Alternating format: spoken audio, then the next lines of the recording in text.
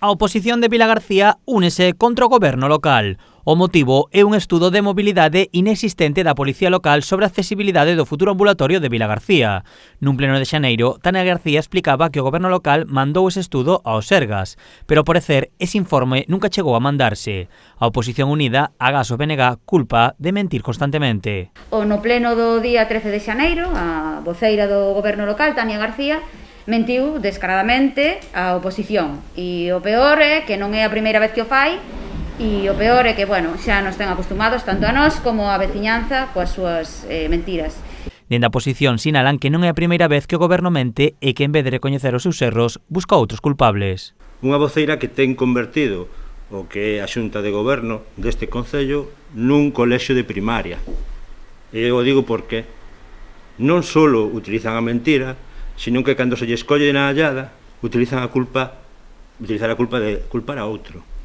Non se pode consentir que un goberno goberne como se fosen nenos de 7 anos. PP, Ciudadanos, Marea da Vila e Vilagarcía en Común sinalan que estas mentiras atentan contra os seus dereitos como concelleiros de Vilagarcía. Acudirán á Valedora do Pobo para denunciar a ocultación reiterada de xeito deliberado de información relevante para a toma de decisións sobre as cuestións do Pleno. A señora Tania García San Martín nos dixo que existía un informe de mobilidade, que non é tal,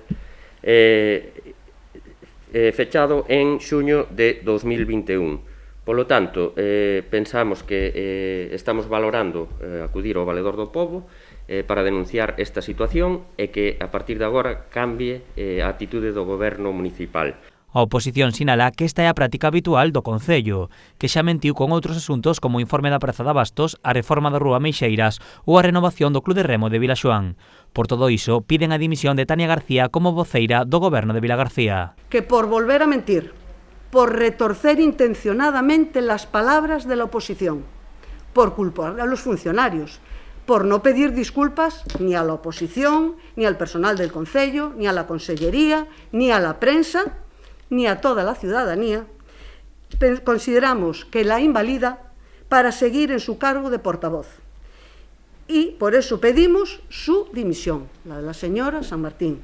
Y si no lo hace voluntariamente, tendrá que hacerlo el señor alcalde como cómplice de estas mentiras. Ademais, os 4 partidos da oposición tamén rexistrarán unha moción en conxunto para instar ao goberno municipal a redactar unha ordenanza de transparencia que sirva como decálogo de boas prácticas.